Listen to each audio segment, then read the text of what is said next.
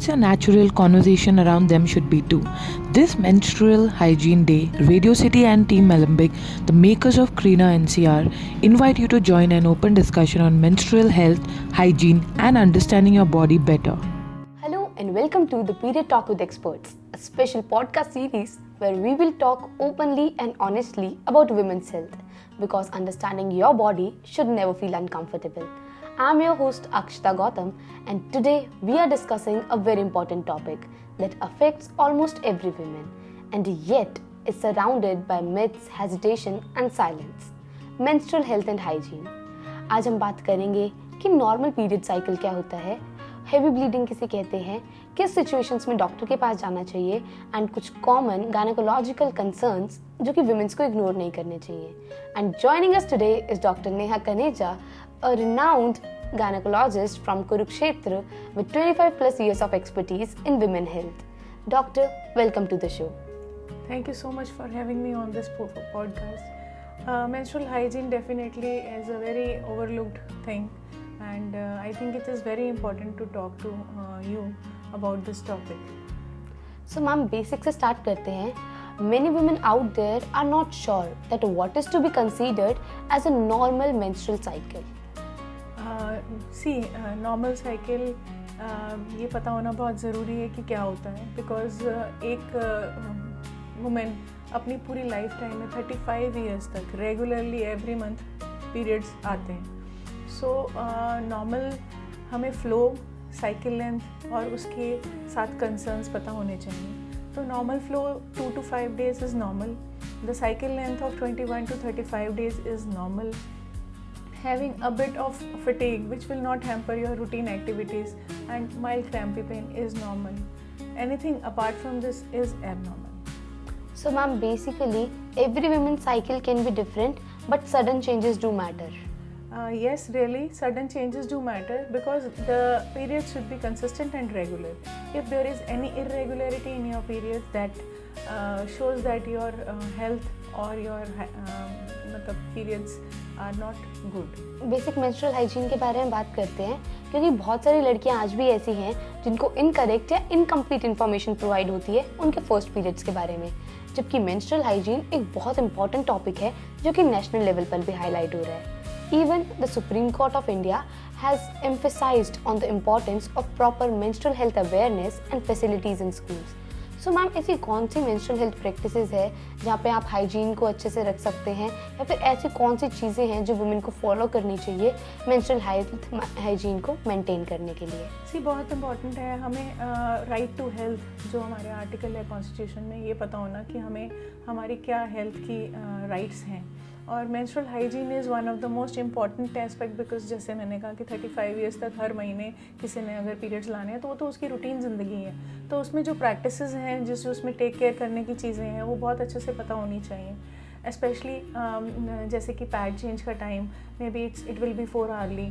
There should be washing and cleaning and taking bath regularly, and thirdly breathable clothes पहनने चाहिए, easy comfortable रहना चाहिए.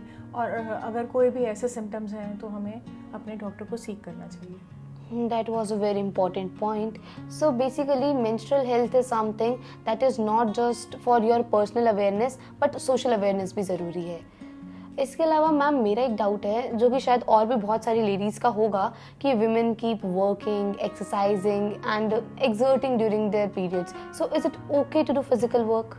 It is completely okay to do physical activity, exercising or going for gym or dancing or singing, or the only thing is like हमें ये पता होना चाहिए कि हमारा स्टेमिना कितना है. अगर हम पहले से ही एक स्टेमिना पे हैं और हम एक एक्सरसाइज कर रहे हैं, हाँ डेफिनेटली मेंस्ट्रुअल पीरियड्स में थोड़ी सी हमारी एनर्जी लो होती है तो हम उस कैटेगरी की एक्सरसाइज हो सकता है नहीं कर पाएँ, बट एक्सरसाइज मूड एलिवेट करती है और हमारे जो क्रैम्पी पेन्स और थोड़ा सा मूड लो रहता है, आई थिंक वो उसको एलिवेट करती है. And exercise is a very good form in menstrual health. Ma'am, एक और चीज़ है जो कि नॉर्मली पीपल रिलेट नहीं करते हैं मेंस्ट्रुअल हेल्थ के साथ, और वो है न्यूट्रिशन.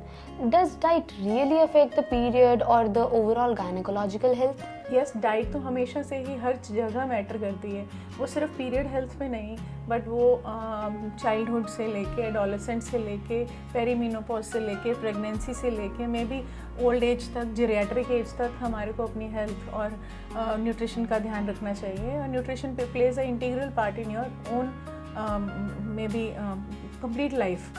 और मुझे ऐसा लगता है कि एक्सरसाइज, डाइट, दोनों चीज़ें बहुत इंपॉर्टेंट है। सो आप हमारे लिसनर्स को कुछ ऐसे न्यूट्रिएंट्स बताना चाहेंगी जो कि विमेन को स्पेशल ध्यान देना चाहिए, जो कि उन्हें इनटेक करने चाहिए?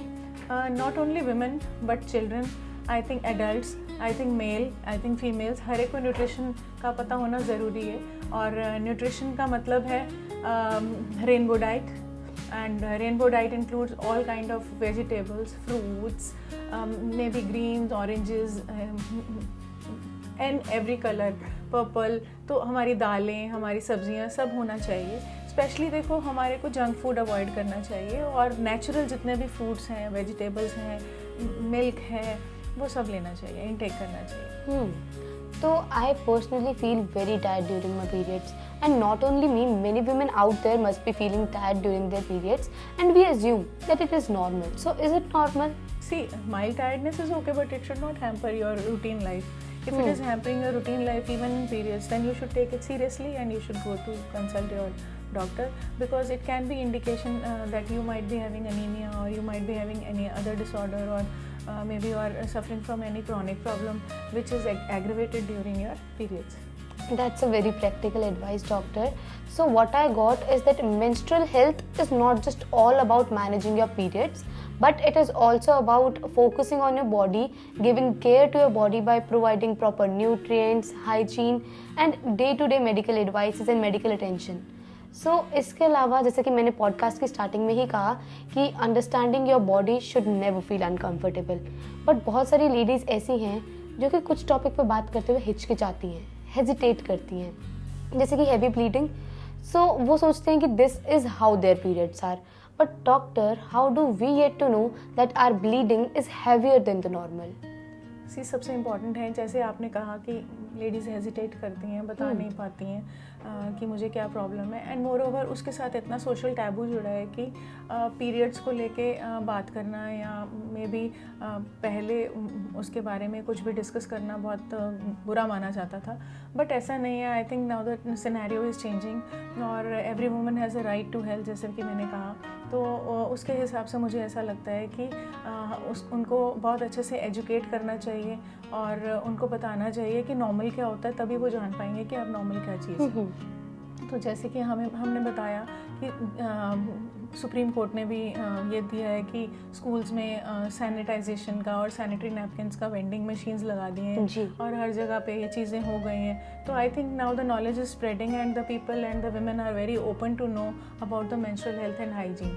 सो एबनॉर्मल वो चीज़ है जैसे कि cycle length more than 7 days है, या फिर आपके बहुत ज़्यादा हैवी फ्लो हो रहा है, आप क्लॉट्स पास कर रहे हो, आपकी डेली रूटीन एक्टिविटी है हिंडर कर रही है, आप जॉब पे नहीं जा पा रहे हो, आप पेन में पड़े हो, आपको पेन किलर्स या फिर इंजेक्शंस लेने की ज़रूरत पड़ रही है, तो definitely this is abnormal periods. And what exactly is abnormal uterine bleeding?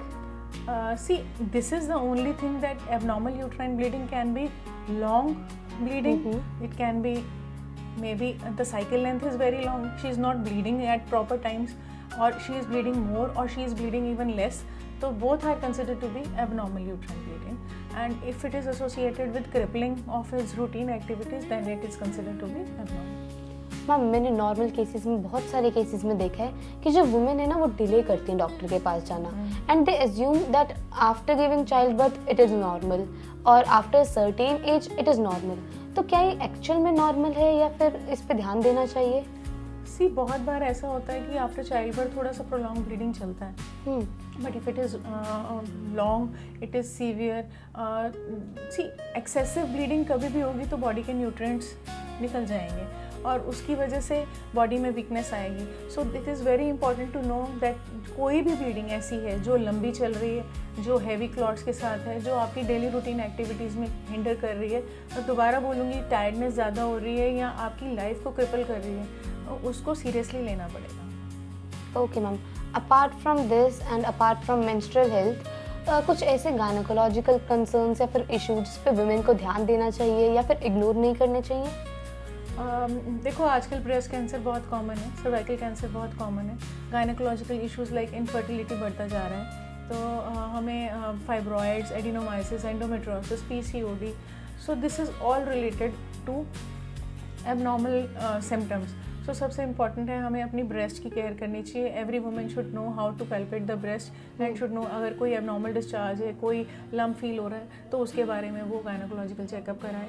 अगर उसको एबनॉर्मल वेजाइनल डिस्चार्ज हो रहा है, हैवी फ्लो हो रहा है पीरियड्स में या बहुत पेनफुल पीरियड्स हैं जिसकी वजह से उसकी डेली लाइफ हिंडर हो रही है, उसके लिए उसको मीटिंग करनी चाहिए। अगर वो 1 ईयर से ज़्यादा मैरिड लाइफ हो गए हैं and she is not able to conceive, it is considered to be infertility, उसके लिए उसको प्रॉपर एक इवैल्यूएशन की ज़रूरत है गायनोकोलॉजिकल। उसके अलावा अगर कोई भी डाउट्स हैं, सेल्फ डाउट्स हैं या फिर अपनी वुमेन हेल्थ को लेके डाउट है, एक पेरीमेनोपॉज को लेके डाउट है which is also considered to be a gynaecological thing, तो उसके लिए एक गायनोकोलॉजिस्ट को मिलना ज़रूरी है। सो जो रेगुलर चेकअप्स हैं ये रियली मैटर करते हैं? रेगुलर चेकअप्स डाउट्स क्लियर करने के लिए, हेल्थ चेकअप मैटर करते हैं नॉलेज गेन करने के लिए, और मुझे लगता है कि हेल्थ चेकअप हर एक को कराना चाहिए।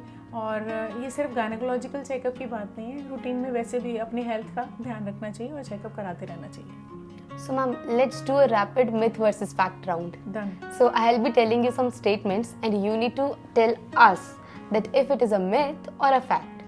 So my first statement would be that women should avoid bathing during periods. तुम्हें क्या लगता है, नहाना मतलब एक अपना हाइजीन का ध्यान रखना है, नहीं होना चाहिए? I think it's a complete myth.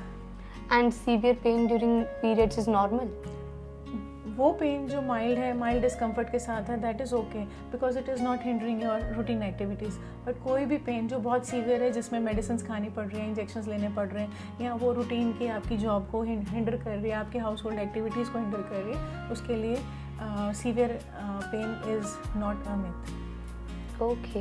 And in case heavy bleeding हो रही है तो that is something that women should tolerate or needs to tolerate during their periods. Why to tolerate, ma'am? We are not here to tolerate. Women are not here to tolerate. वो time निकल गया जब women tolerate किया करती थी. I think they should be educated enough not to tolerate and should know what abnormal is and should meet a gynecologist or a concerned person. And women talking about their menstrual health openly or in public is inappropriate. It is not inappropriate, ma'am. We are living in a world, we are not living in a era, obsolete era, जहाँ पे women को दबाया जाता था, उनकी rights को दबाया जाता था, जहाँ पे हमें वोट देने का राइट नहीं है काफ़ी कंट्रीज़ में अभी भी। I think women are more educated and Indian women की तो इतने राइट्स हो गए हैं। आई थिंक उसमें ये बोलना कि अपने राइट टू हेल्थ डिस्कस करनी है and that too menstrual health is inappropriate is a complete gone. I mean, it's a complete myth. That was it, ma'am. But before we wrap this up, one message for our listeners that you want them to remember. Stay fit, stay healthy, be positive, psychologically strong रहना है. Periods हो, pregnancy हो या perimenopause, just be positive with your own health. First love yourself and then start loving everybody because your family also depends on you. So women health is very important. Thank you so much, ma'am, for such an informative and practical discussion. And to our listeners, your questions matter, your health matter, and seeking help is a sign of strength and not hesitation. So, this was our menstrual health talk with Dr. Neha Kaneja. And now, you stay connected, you stay informed, stay healthy, and keep the conversation going. Till then, take care.